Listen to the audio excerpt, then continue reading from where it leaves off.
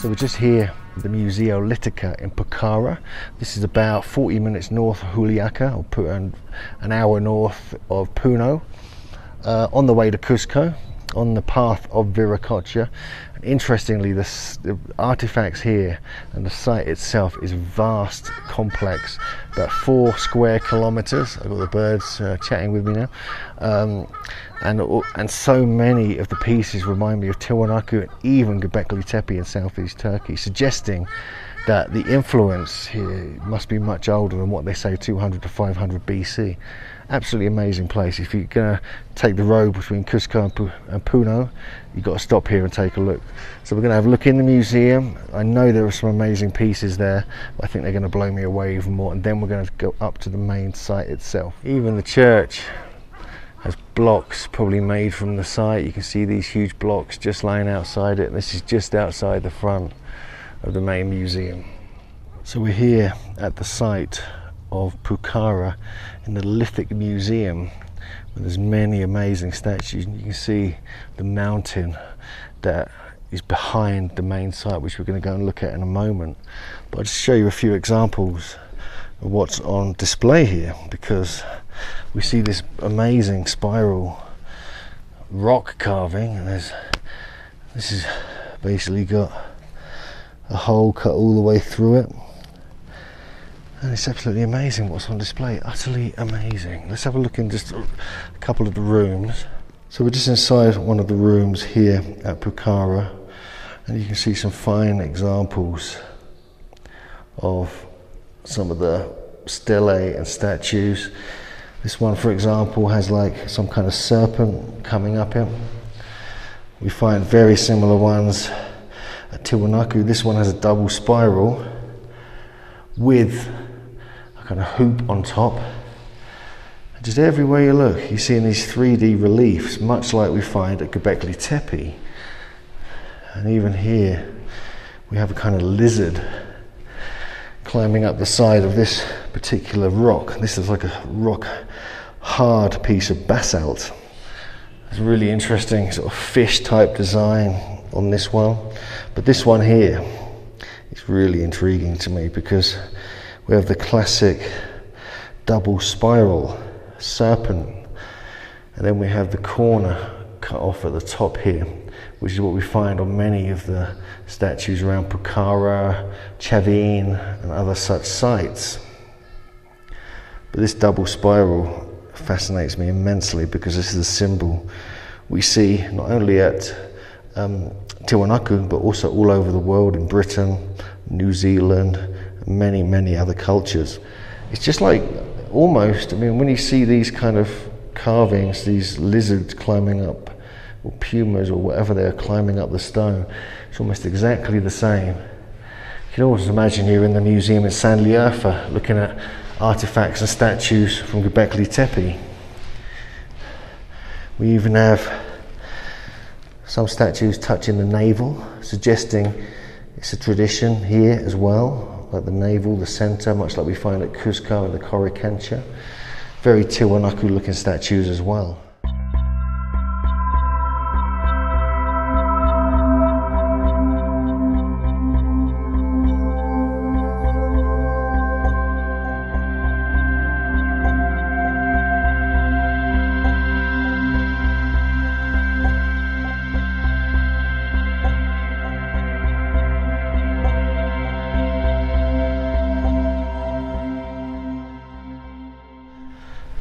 So this is a very strange one, just spotted outside here.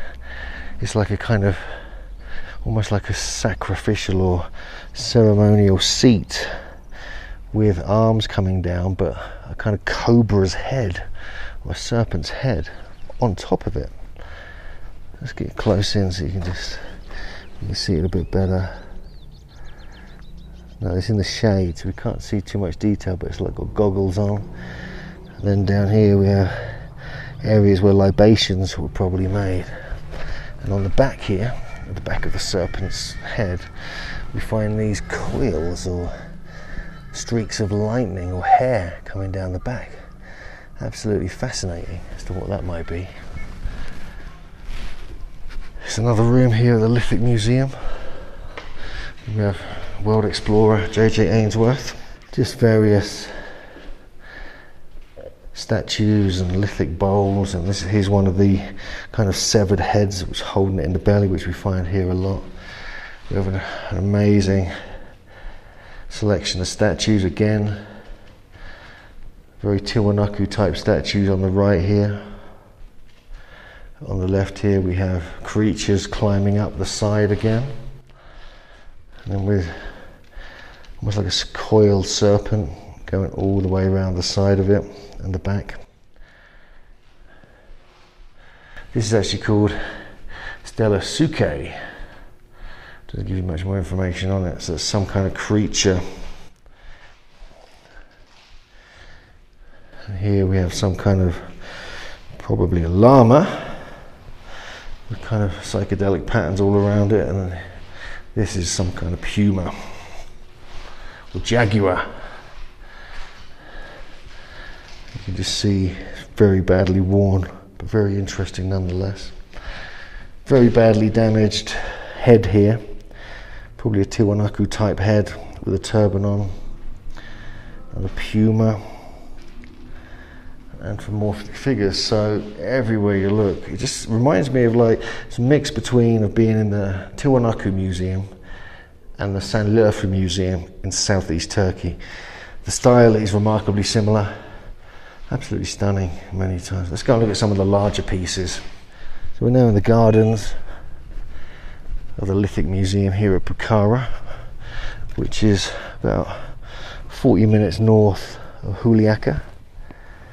So let's just have a look at this one close up, because we've got this strange fish-like serpent creature going all the way up to the top. And then we have sort of hoop symbol there. Can't really see it because it's in the shade, unfortunately. But let's do what we can. Get close ups all the way down. And we'll show you a photo of it as well that I've got, which is actually from when it was in the sun. The back of it is very clean cut, nothing carved on the back of it unless it was worn out by weathering. We have what look like hands on this, whatever this is. You can kind of see hands carved on it, but no body, so I'm very confused by this. Can't really see any detail because it's in the shade. This just shows you some kind of you can see, oh, someone's put a plastic cup in there, and that's why it looks so neat and tidy. So I'm quite blown away by this. I mean, Pukara is a site we've driven by on many of our tours in ancient Peru because it's on the way between Cusco and Puno. Never really thought much of it, but the more I've been looking into it, the more I've realised this is a predecessor officially to Tiwanaku, although Tiwanaku we know could be much, much, much older than people realise. So just to visit just the museum here is amazing. Now we're going to go and look at the site as well, try and get some shots from the air to give us permission, and sort of take it from there, because the style here is so reminiscent of ancient southeast Turkey and Mesopotamia, but also Tiwanaku. So did the influence from Tiwanaku come from the northern part of the lake, much further north than the top part of the lake that we find here? Absolutely amazing. I'm absolutely stunned by just what we're seeing here. But let's have a look at the rest of the artifacts, because some of them are very impressive.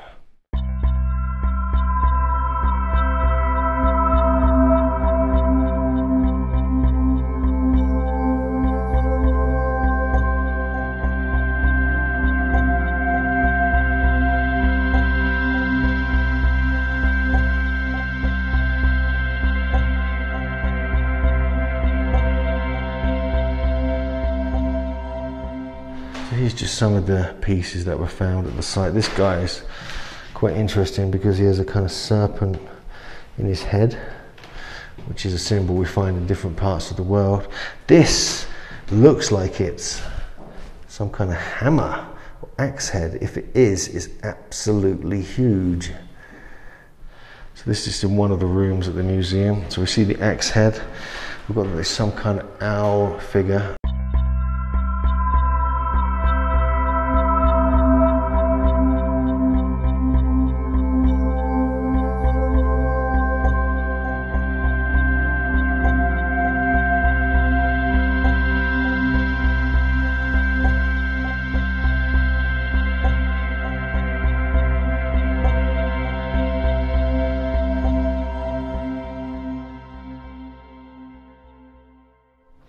So we're just leaving the museum now and heading up to the main site, which is up in that direction with the great mountain behind it. So we're just walking up the main path to the site at Pukara. So we're already seeing megalithic blocks lying around just as we walked up the steps just to this site.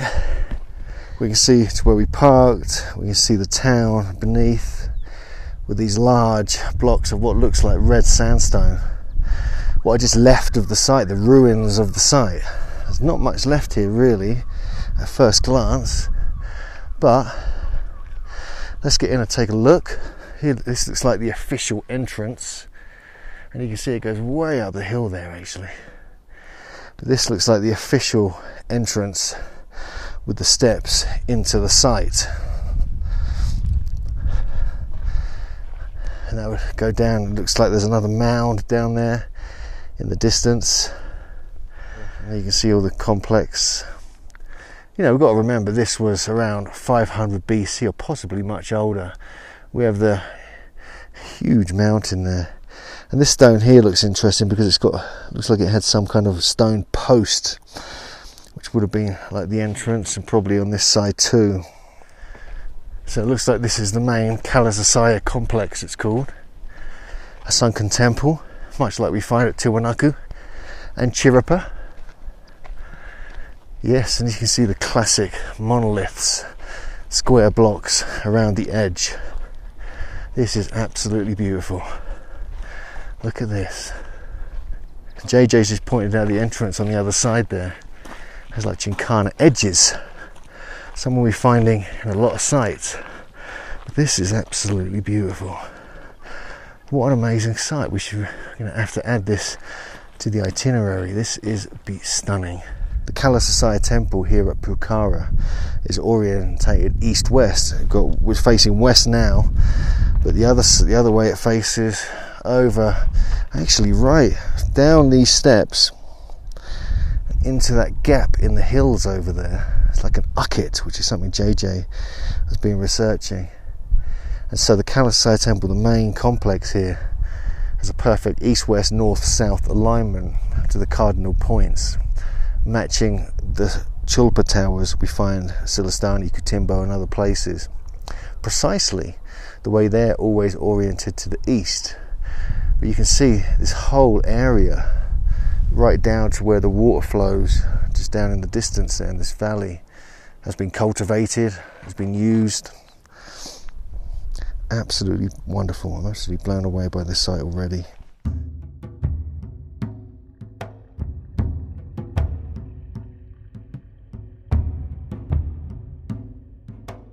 Let me keep it nice and steady for you so you can see what I'm seeing. And this is just where I've come down from. And if we go around the edge here, you can see these extremely large blocks, some 6 feet tall, and we see a little niche, which would be in the southern segment here. Maybe some offerings or statues were placed there. And these huge, almost Göbekli Tepe like pillars, thin sliced, perfectly cut all the way around the edge. And this is the western edge, and we have more stones up top there as well. But if we continue round, we can see, actually let's just have a look at this, because this is, you can see the Chicana edges which JJ pointed out to me on the left and right here, which suggests that this was a symbol used even by this culture. This could have been the culture that originated that symbol, and later it was adopted at Tiwanaku and placed on top of the Akapana pyramid.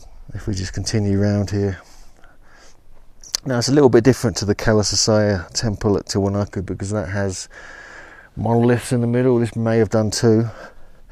And we have a northern kind of niche, again with the Kalasasaya, with the Gincana. And then we have these huge blocks here. This one's taller than me. This is probably 8 feet tall. Just over on the northeastern edge. This is absolutely huge. This is at least 8 feet tall. So we're looking at serious megalithic construction here. JJ's just pointed out this hole in the ground here. What is this? So this is something. So whether this was an entrance to a tunnel, whether it was where something was placed, or there was a statue that was up right here. I'm really not sure.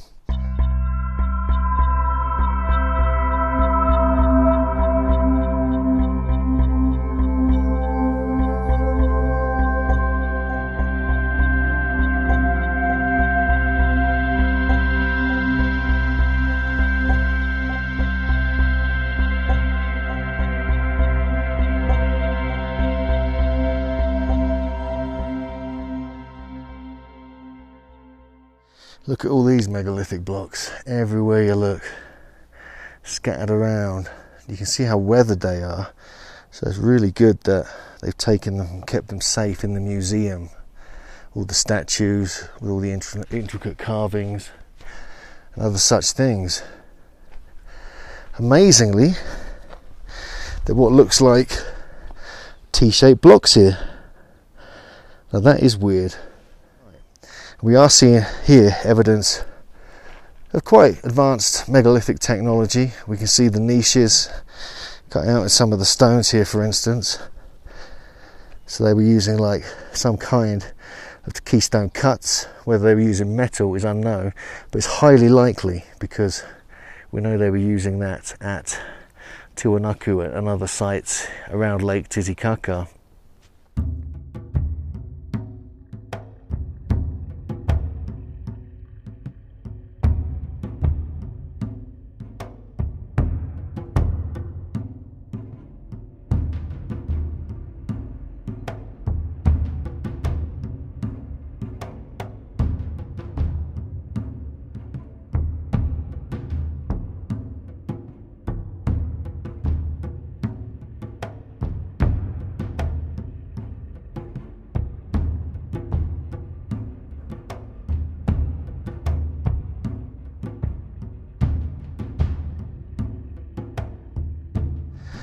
There's a second sunken temple, a second Kalasasaya temple with huge monoliths.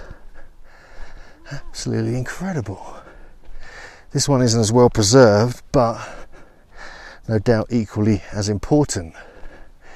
This looks more like the old images I've seen of Tiwanaku when it was first discovered. Very, very interesting.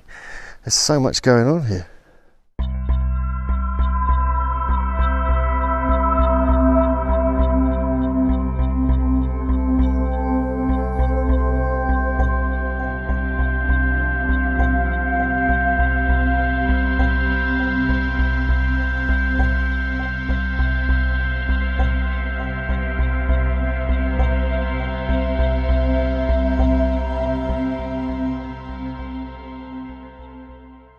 Obviously, if we just keep walking, we see more megalithic blocks. God, so this was a seriously megalithic culture, the Pukara culture.